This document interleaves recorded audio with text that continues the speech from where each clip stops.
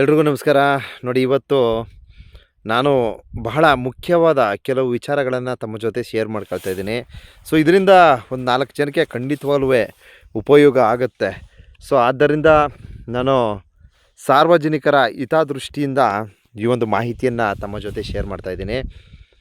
ಗೆಳೆಯರೇ, ಸೊ ತಮಗೀಗಾಗಲೇ ಗೊತ್ತಿದೆ, ಆಸ್ಪತ್ರೆಗಳ ವಿಚಾರಗಳ ತೆಗೆದುಕೊಂಡ್ರೆ ಬಹಳ ಮೋಸ. ಯಾರನ್ನು ನಂಬಬೇಕು, ಯಾರನ್ನು ಬಿಡಬೇಕು ಒಂದೂ ಗೊತ್ತಾಗಲ್ಲ. ಈಗಿನ ವಾಸ್ತವ ಸ್ಥಿತಿ ನೋಡಿದ್ರೆ ತುಂಬ ಮೋಸ ಇದೆ ಆಸ್ಪತ್ರೆಗಳ ವಿಚಾರದಲ್ಲಿ. ಸೊ ಯಾವ ಥರ ಅಂತಂದರೆ, ಈಗ ನೀವು ನಿಮ್ಮ ಸ್ಥಳೀಯ ಹಾಸ್ಪಿಟಲ್ಗಳಿಗೆ ಹೋಗಿ ನೀವು ಆರೋಗ್ಯಗಳನ್ನು ತಪಾಸಣೆ ಮಾಡಿಸ್ಕೊಂಡ್ರೆ ನಿಮಗೆ ಫಸ್ಟ್ ಏನು ಮಾಡ್ತಾರೆ, ಬಿ ಪಿ ಸರಿ ಇದೆಯಾ ಅಂತ ನೋಡ್ತಾರೆ. ನೆಕ್ಸ್ಟ್ ಏನು ಮಾಡ್ತಾರೆ, ಬ್ಲಡ್ ಚೆಕಪ್ ಮಾಡ್ತಾರೆ, ಬ್ಲಡ್ ಸರಿ ಇದೆಯಾ ಅಂತ ನೋಡ್ತಾರೆ. ತದನಂತರ ಶುಗರ್ ಇದೆಯಾ, ಈ ಥರ ಎಲ್ಲ ಚೆಕ್ ಮಾಡಿ ನೋಡ್ತಾರೆ. ತದನಂತರ ಒಂದು ಇ ಸಿ ಜಿ ಮಾಡಿಸ್ತಾರೆ. ಇ ಸಿ ಜಿ ಮಾಡಿಸಿ ಆ ಇ ಸಿ ಜಿಯಲ್ಲಿ ಏನಾದ್ರು ಒಂದು ವ್ಯತ್ಯಾಸ ಬಂದರೆ ನಿಮ್ಮನ್ನ ಭಯಭೀತರನ್ನಾಗಿ ಮಾಡಿ ನಿಮ್ಮನ್ನ ದೊಡ್ಡ ಆಸ್ಪತ್ರೆಗೆ ಹೊರಟೋಗಿ ಅಂತ ಕಳಿಸ್ಬಿಡ್ತಾರೆ. ಸೊ ಈ ರೀತಿ ಆಗಬಾರ್ದು. ಯಾಕೆಂದರೆ ನೋಡಿ, ವಿಶೇಷವಾಗಿ ನಾನು ತಿಳಿಸ್ತಕ್ಕಂಥ ವಿಚಾರ ಏನಪ್ಪ ಅಂದರೆ, ಸಾಮಾನ್ಯವಾಗಿ ಜನಗಳಿಗೆ ಆತಂಕ. ಯಾವ ವಿಚಾರದಲ್ಲಿ ಆತಂಕ? ಸೊ ಗ್ಯಾಸ್ಟ್ರಿಕ್ ಸಮಸ್ಯೆ ಇತ್ತೀಚಿನ ದಿವಸ ಯಥೇಚ್ಛವಾಗಿ ಕಂಡು ಬರ್ತೈತೆ. ನೀವು ಗಮನಿಸ್ಬೋದು, ಪ್ರತಿಯೊಂದಕ್ಕೂ ಎದೆ ನೋವು ಬರುತ್ತೆ. ಯಾಕೆಂದರೆ ಗ್ಯಾಸ್ಟ್ರಿಕ್ ಸಮಸ್ಯೆ, ಸರಿಯಾಗಿ ಒಂದು ಸೂಕ್ತವಾದ ಸಮಯಕ್ಕೆ ಊಟ ಮಾಡಲ್ಲ, ತಿಂಡಿ ಮಾಡಲ್ಲ.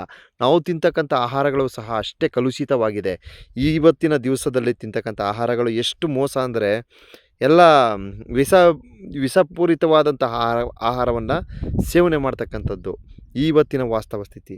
ಸೊ ಅದನ್ನೆಲ್ಲ ಗಮನಿಸಿದಾಗ ಈ ಪ್ರತಿಯೊಬ್ಬರಿಗೂ ಗ್ಯಾಸ್ಟ್ರಿಕ್ ಸಮಸ್ಯೆ ಇದ್ದೇ ಇರ್ತದೆ.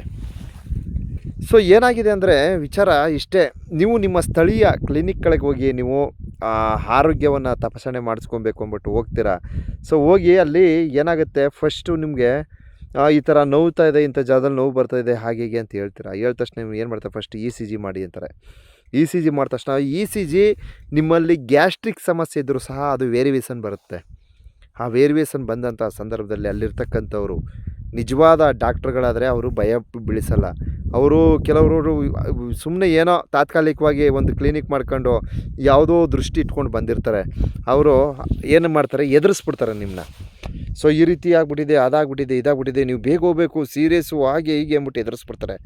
ಸೊ ಮೈಸೂರಿಗೆ ರೆಫರ್ ಮಾಡ್ತಾರೆ. ನಮ್ಮ ಸ್ಥಳೀಯರಿಗೆ ಹೇಳ್ತಿರೋದು, ನಮ್ಮ ಈ ಭಾಗ ಮಹದೇಶ್ವರ ಬೆಟ್ಟ ಸುತ್ತಮುತ್ತ, ನಮ್ಮ ಹನೂರು ಭಾಗ, ಇಲ್ಲಿರ್ತಕ್ಕಂಥವ್ರಿಗೆ ಹೇಳ್ತಕ್ಕಂಥ ಒಂದು ವಿಚಾರ ಏನಪ್ಪ ಅಂದರೆ, ಯಾವ ಥರ ಎದುರಿಸ್ತಾರೆ ಅಂದರೆ, ಒಂಚೂರು ವೇರಿಯೇಷನ್ ಆಗಿರುತ್ತೆ, ಬಟ್ ಅದು ಮಿಸ್ಸಿನ್ಗಳು ಸಹ ಅವನ್ನೂ ಸಹ ನಂಬೋಕ್ಕಾಗಲ್ಲ ನಾವು.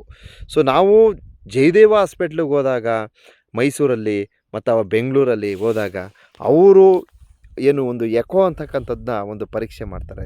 ಸೊ ಒಂದು ಎಕೋ ಮಾಡಿದ ತಕ್ಷಣ ಅದರಲ್ಲಿ ನಿಮಗೇನು ಸಮಸ್ಯೆ ಇರೋದಿಲ್ಲ. ಓನ್ಲಿ ಗ್ಯಾಸ್ಟ್ರಿಕ್ ಸಮಸ್ಯೆ ಇರ್ತದೆ, ಇಲ್ಲ ಶ್ವಾಸಕೋಶದಲ್ಲಿ ಏನಾದರೂ ಕಫ ಕಟ್ಕೊಳ್ಳೋದು, ಇನ್ನೊಂದು ಏನಾದರೂ ಈ ಥರ ಸಮಸ್ಯೆಗಳಿರ್ತವೆ.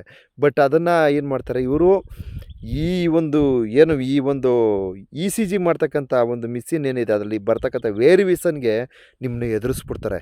ಆ ಒಂದು ಭಯದಿಂದ ನಿಮ್ಮ ಆರೋಗ್ಯದ ಮೇಲೆ ದುಷ್ಪರಿಣಾಮ ಬೀಳ್ತಕ್ಕಂಥ ಸಾಧ್ಯತೆಗಳು ಹೆಚ್ಚಾಗಿರ್ತದೆ.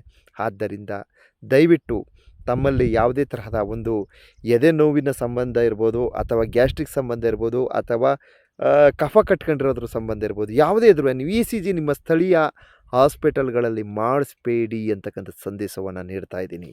ಏಕೆಂದರೆ ಏನಾಗುತ್ತೆ, ನಿಮಗೆ ದೂರ ಇದ್ಬಿಟ್ರೆ, ಪ್ಲೇಸು ತುಂಬ ದೂರ ಇದೆ. ಈಗ ನಾವು ಮೈಸೂರಿಗೆ ಹೋಗ್ಬೇಕು ಅಂದರೆ ದೂರ ಆಗುತ್ತೆ, ಬೆಂಗಳೂರಿಗೆ ಹೋಗ್ಬೇಕಾದ್ರೆ ದೂರ. ಸೊ ಏನಾಗ್ಬಿಡುತ್ತೆ, 2 ಅವರ್ಸು 3 ಅವರ್ಸು ಈ ಥರ ಸಮಯ ಬೇಕಾಗುತ್ತೆ. ಅಲ್ಲಿ ತನಕ ನೀವು ಭಯಭೀತರಾಗಿ ಸಾಯಬೇಕಾಗತ್ತೆ. ಅರ್ಥ ಮಾಡ್ಕೊಳ್ಳಿ. ಆ ಒಂದು ಸನ್ನಿವೇಶಕ್ಕೆ ತಾವು ಒಳಗೆ ಆಗಬೇಡಿ. ಅರ್ಥ ಆಯ್ತಾ? ಆ ಒಂದು ಸನ್ನಿವೇಶಕ್ಕೆ ನೀವು ಒಳಪಡಬೇಡಿ ಅಂತ ಈ ಒಂದು ಮೆಸೇಜನ್ನು ನೀಡ್ತಾ ಇದ್ದೀನಿ. ನಿಮ್ಮಲ್ಲಿ ಒಂದು ಗ್ಯಾಸ್ಟ್ರಿಕ್ ಸಮಸ್ಯೆ ಇರ್ಬೋದು, ಒಂದು ಏನಾದರೂ ಇರ್ಬೋದು, ನೀವು ಇ ಸಿ ಜಿ ಮಾಡಿಸ್ಬೇಕಾದ್ರೆ ನೇರವಾಗಿ ಎಲ್ಲ ಸ್ಪೆಸಿಲಿಟಿ ಅಂದರೆ ಹೃದಯಕ್ಕೆ ಸಂಬಂಧಪಟ್ಟಂತಹ ಎಲ್ಲ ಸ್ಪೆಸಿಲಿಟಿ ಇರ್ತಕ್ಕಂಥ ಹಾಸ್ಪಿಟಲ್ಗೆ ಹೋಗಿ ನೀವು ನಿಮ್ಮ ಆರೋಗ್ಯವನ್ನು ತಪಾಸಣೆ ಮಾಡಿಸ್ಕೊಳ್ಳಿ ಅಂತಕ್ಕಂಥ ಒಂದು ಸಂದೇಶವನ್ನು ನಾನು ನೀಡ್ತಾ ಇದ್ದೀನಿ. ಸೊ ಬಹುಮುಖ್ಯವಾಗಿ ಮತ್ತೊಂದು ವಿಚಾರ ಏನಪ್ಪ ಅಂದರೆ, ಯಾರೆಲ್ಲ ಈ ಥರ ಸಮಸ್ಯೆಗೆ ಒಳಪಟ್ಟಿದ್ದೀರಾ ದಯವಿಟ್ಟು ಕಮೆಂಟ್ ಮೂಲಕ ತಿಳಿಸಿ. ಯಾಕೆಂದರೆ ಸಾಮಾನ್ಯವಾಗಿ ಈ ಥರ ಸಾಕಷ್ಟು ಜನ ಸಮಸ್ಯೆಗೆ ಒಳಪಟ್ಟಿದ್ದಾರೆ ಅಂತ ನನ್ನ ಅಭಿಪ್ರಾಯ. ಸೊ ನನಗನ್ಸಿದ್ದನ್ನು ನಾನು ಹೇಳಿದ್ದೀನಿ. ಯಾಕಂದರೆ ನಾನು ವಾಸ್ತವವಾಗಿ ನಾನು ನೋಡಿದಾಗ ಕೆಲವೊಂದು ವಿಚಾರಗಳು ಆ ರೀತಿ ನನಗೆ ಸನ್ನಿವೇಶಗಳು ಸಿಕ್ತು. ಆಮೇಲೆ ಬಹು ಮುಖ್ಯವಾದ ಮತ್ತೊಂದು ವಿಚಾರ, ಇವತ್ತಿನ ಒಂದು ಆರೋಗ್ಯ ಸ್ಥಿತಿಗತಿಗಳನ್ನು ನಾವು ಗಮನಿಸಿದಾಗ ದಯಮಾಡಿ ವರ್ಷಕ್ಕೊಂದ್ಸಲ ನೀವೊಂದು ECG ಮಾಡಿಸ್ಕೊಳ್ಳಿ, ಒಂದು ಎಕೋ ಮಾಡಿಸ್ಕೊಳ್ಳಿ. ಸೊ ಇದರಿಂದ ನಿಮ್ಮ ಆರೋಗ್ಯದ ಕಂಡೀಷನ್ ಯಾವ ರೀತಿ ಇದೆ ಅಂತ ನಿಮಗೂ ಸಹ ಒಂದು ಧೈರ್ಯ ಇರುತ್ತೆ.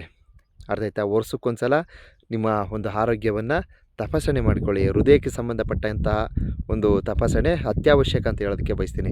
ಇವತ್ತು ಏನಾಗ್ಬಿಡ್ತದೆ ಅಂದರೆ, ಸ್ವಲ್ಪ ನೋವು ಬಂದರೆ ಸಾಕು, ಈ ಗ್ಯಾಸ್ ಏನು ಮಾಡ್ತದೆ, ಚುಚ್ಚಿದಂಗೆ ಆಗ್ತಾ ಇರ್ತದೆ ಎದೆಗೆ. ಆಗ ಏನಾಗುತ್ತೆ, ಅವ್ರಿಗೆ ಗಾಬರಿ ಆಗಿಬಿಡ್ತದೆ. ನನಗೇನೋ ಆಯಿತು, ಏನೋ ಸಮಸ್ಯೆ ಆಯಿತು, ಈ ರೀತಿ ಮನಸ್ಸಲ್ಲಿ ಆ ಒಂದು ಭಾವನೆ ಬಂದುಬಿಡ್ತದೆ. ಸೊ ಅದಕ್ಕೆ ಅವಕಾಶಗಳನ್ನು ಮಾಡಿಕೊಡ್ಬೇಡಿ. ದಯವಿಟ್ಟು ಯಾರೂ ಸಹ ಭಯಭೀತರಾಗಬೇಡಿ. ECG ಮಾಡಿಸ್ಬೇಕು, ಇಲ್ಲ ಒಂದು ಎಕೋ ಮಾಡಿಸ್ಬೇಕು ಅಂತ ಕಂಡು ಬಂದರೆ ದಯವಿಟ್ಟು ನೀವು ಮೈಸೂರಿಗೆ ಹೋಗಿ, ಇಲ್ಲಾಂದರೆ ಬೆಂಗಳೂರಿಗೆ ಹೋಗಿ, ಏನೋ ಎಲ್ಲ ಸ್ಪೆಸಿಲಿಟಿ ಇರ್ತಕ್ಕಂಥ ಹಾಸ್ಪಿಟಲ್ಗೆ ಹೋಗಿ ತಪಾಸಣೆಗಳನ್ನು ಮಾಡಿಸ್ಕೊಳ್ಳಿ ಅಂತ ಈ ಒಂದು ಮೆಸೇಜನ್ನು ನೀಡ್ತಾ ಇದ್ದೀನಿ ಬಂಧುಗಳೇ. ಮತ್ತೊಂದು ವಿಚಾರ ಏನಪ್ಪ ಅಂದರೆ, ಸಾರ್ವಜನಿಕರ ಹಿತದೃಷ್ಟಿಯಿಂದ ಈ ಒಂದು ಮಾಹಿತಿಯನ್ನು ನೀಡ್ತಾ ಇದ್ದೀನಿ. ಸೊ ದಯಮಾಡಿ ಒಂದು 4 ಜನಕ್ಕೆ ಅನುಕೂಲ ಆಗಲಿ ಅಂದ್ಬಿಟ್ಟು ಈ ವಿಡಿಯೋನ ಶೇರ್ ಮಾಡಿ. ಸೊ ಇಲ್ಲಿ ಏನಾಗುತ್ತೆ ಅಂದರೆ, ನಾನು ಅಂದ್ಕೊಂಡದನ್ನ, ಇದನ್ನು ಯಾಕೆ ನಾವು ವಿಷಯ ರೀಚ್ ಮಾಡಬಾರ್ದು 4 ಜನಕ್ಕೆ ಅಂದ್ಕೊಂಡದನ್ನ ನಾನು ತಿಳಿಸಿದ್ದೀನಿ ಅಷ್ಟೇ, ಬೇರೆ ಏನೂ ಇಲ್ಲ. ಅರ್ಥ ಆಯ್ತಾ ಗೆಳೆಯರೇ? ಒಂದು 4 ಜನಕ್ಕೆ ಅನುಕೂಲ ಆಗಲಿ ಅಂದ್ಬಿಟ್ಟು ಈ ವಿಚಾರವನ್ನು ತಿಳಿಸಿರ್ತೇನೆ. ಸೊ ತಮಗೇನಾದ್ರೂ ಇತರೆ ಸಮಸ್ಯೆಗಳು ಕಂಡು ಬಂದರೆ ECG ವಿಚಾರದಲ್ಲಿ ಸ್ಥಳೀಯ ಹಾಸ್ಪಿಟಲ್ಗಳಲ್ಲಿ ಮಾಡಿಸ್ಬೇಡಿ. ಸೊ ನೀವು ನೇರವಾಗಿ ಎಲ್ಲ ಸ್ಪೆಸಿಲಿಟಿ ಇರ್ತಕ್ಕಂಥ ಆಸ್ಪತ್ರೆಗೆ ಹೋಗಿ ಅಂತ ಮಗದೊಮ್ಮೆ ಹೇಳ್ತಾ ಈ ಒಂದು ವಿಚಾರವನ್ನು ಎಲ್ರಿಗೂ ರೀಚ್ ಮಾಡಿರ್ತೀನಿ.